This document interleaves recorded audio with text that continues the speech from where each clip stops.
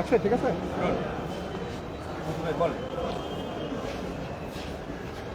রনি ভাই, গতকাল রাত 12টা থেকে এই ধর্মঘট শুরু হয়েছে। তো এখন পর্যন্ত কিন্তু সেই ধর্মঘট চলমান রয়েছে। তো দিনব্যাপী এই ধর্মঘটের নানান সারা দেশেই ভোগান্তি, প্রত্যেকটা রেল স্টেশনে ভোগান্তি। আপনি সশরীরে এসেছেন কমলাপুরে, আপনি কি দেখলেন, বা আসলে এই দাবিটা আসলে কতটুকু যৌক্তিক, বা সরকারের পক্ষ থেকে কীরকম আসলে খেয়ালিপনা আপনি দেখতে পাচ্ছেন?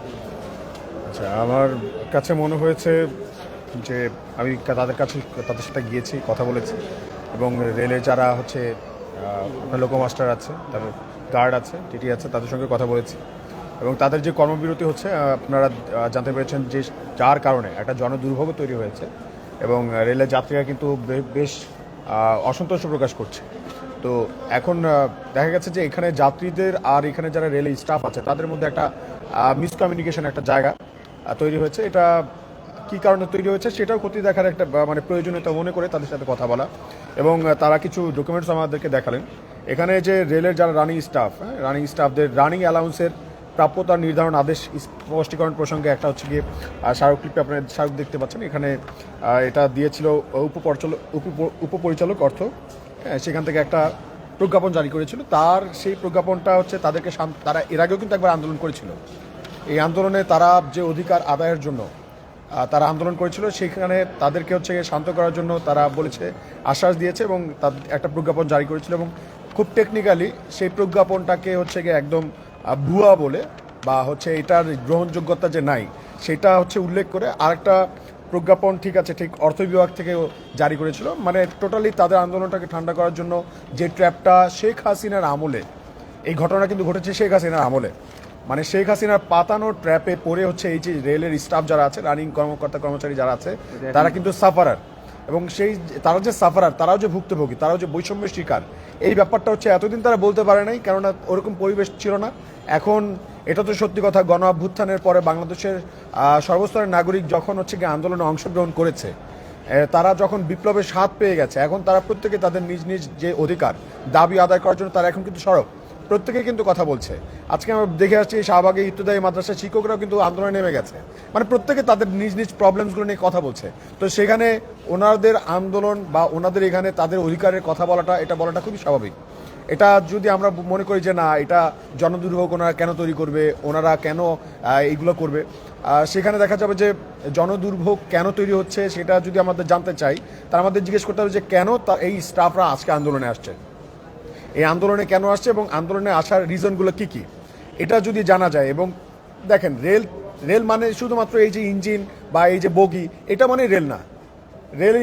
টোটাল রেল বলতে হচ্ছে এই স্টাফ, কর্মচারী যারা রেলটাকে চালাচ্ছে, রেলে আপনাকে সেবা দিচ্ছে, যেই মানুষটা রেলটাকে টেনে এক জেলা থেকে আরেক জেলায় নিয়ে যাচ্ছে, ওই মানুষগুলো কিন্তু রেলের অন্তর্ভুক্ত।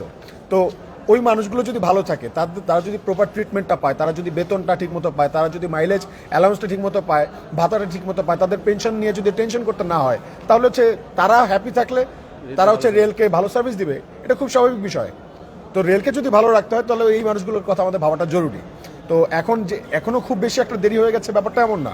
তো আমাদের মনে হয় যে এখানে যে রেল উপদেষ্টা আছে, তিনি হয়তো বা চাইলে পারতেন ওনাদের সাথে কথা বলে এই ব্যাপারটাকে খুব ইজিলি সর্ট আউট করার মতো বিষয়। এটা যে খুব আহামরি বড় বিষয় আমার কাছে এমনটা মনে হয় না। আমি এটা দেখলাম, কথা বললাম, এর আগেও তাদের আন্দোলনে এসেছিলাম, তো তখন মনে হয়েছে যে এটা খুব আহামরি বড় বিষয় না। সো এটা গভর্নমেন্টের পর্যায় থেকে, ইন্টারিম গভর্নমেন্টের পর্যায় থেকে এটা খুব ইজিলি সর্ট আউট করা পসিবল।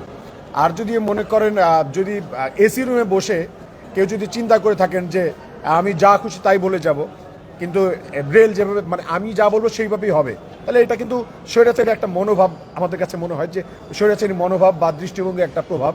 আর যে স্টাফরা কি চাচ্ছে না চাচ্ছে, তাদের প্রবলেমসটা কি, সেটা ঠিকমতো শুনতে না চেয়ে হচ্ছে একটা মতামত দিয়ে দেওয়া বা তাদের অ্যাগেনস্টে মব উস্কে দেওয়া, এটা একটা বাজে বিষয়। তো আমাদের তাদের সাথে কথা বললাম, আমাদের মনে হয় অতি দ্রুত তাদের সাথে বসা উচিত, রেল উপদেষ্টাকে বসা উচিত, এবং হচ্ছে রেলের কর্মচারী প্রত্যেকের প্রবলেম একদম পাই টু পাই তাদের বিষয়গুলো জানা উচিত, খুঁটিনাটি বিষয়গুলো জানা উচিত। এবং জেনে আপনারা এটা হয়তো জানবেন যে রেলের কিন্তু লস, এই কর্মচারী এদের যদি বেতন ভাতা আপনি বাড়িয়ে দেন, পেনশন ঠিক মতো দেন, বা অ্যালাউন্সটা যেটা ওনাদের প্রাপ্য সুবিধাটা যদি ওনাদের দেন, এতে কিন্তু আসলে রেলের ক্ষতি নাই, রেলের ক্ষতিটা বা রেলের লসটা কিন্তু হচ্ছে রেলের কেনাকাটায়।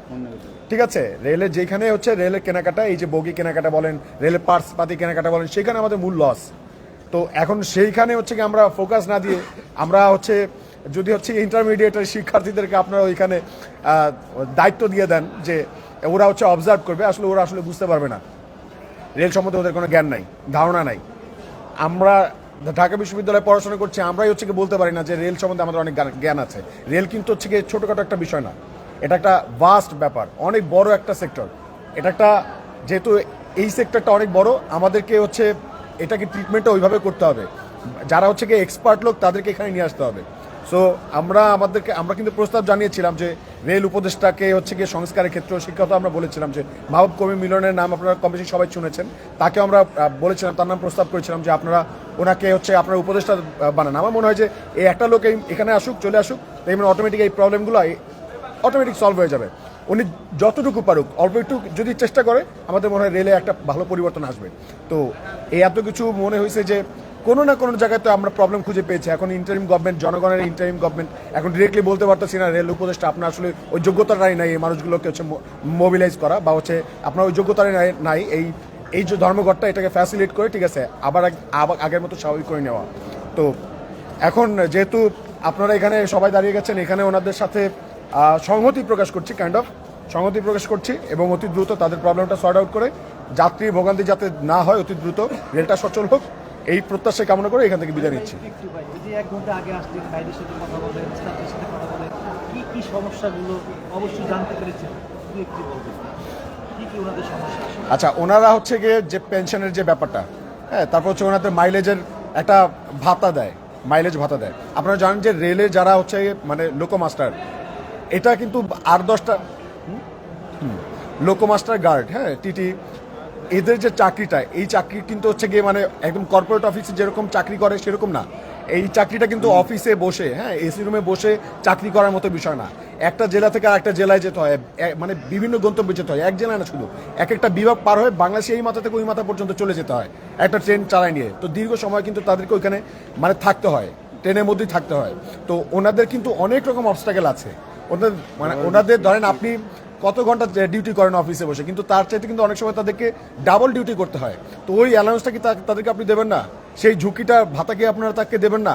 এগুলো তো হচ্ছে তারা ডিজার্ভ করে ভাই।